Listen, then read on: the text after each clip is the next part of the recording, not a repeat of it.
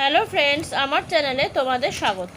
আজকে আমি তোমাদের সামনে যে বিষয় নিয়ে এসেছি তা হলো West Bengal state university 2025 education minor BA first সেমিস্টারের সাজেশান। 100% কমন, এর থেকে তোমরা অবশ্যই কমন পাবে প্রত্যেকবারের মতো। তো শুরু করছি।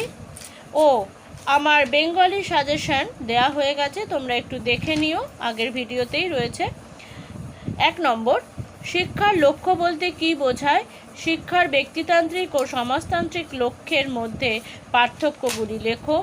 2, শিক্ষার সংকীর্ণ ব্যাপক অর্থে সংজ্ঞা নির্ণয় করো। শিক্ষার উপাদানগুলি সম্পর্কে লেখো। 3, মূল্যবোধ বলতে কী বোঝো? শিক্ষার মূল্যবোধের গুরুত্ব সম্পর্কে লেখো আলোচনা করো। 4, প্রথাগত ও প্রথা বহির্ভূত শিক্ষা ব্যবস্থার মধ্যে পার্থক্য লেখো।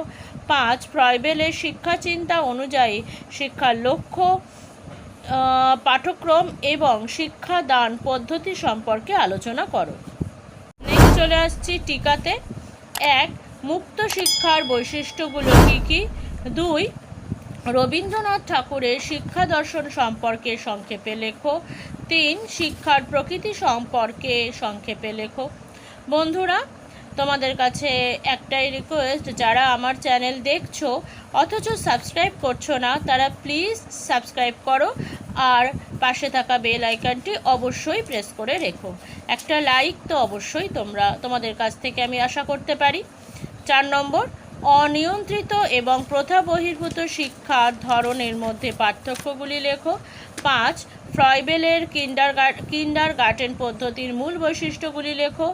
6, প্রথাগত ও প্রথা বহির্ভূত শিক্ষা ব্যবস্থার মধ্যে পার্থক্যগুলি লেখো। 7, মূল্যবোধের বৈশিষ্ট্যগুলি আলোচনা করো।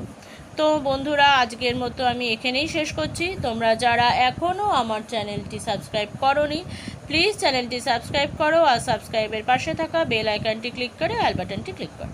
Thank you.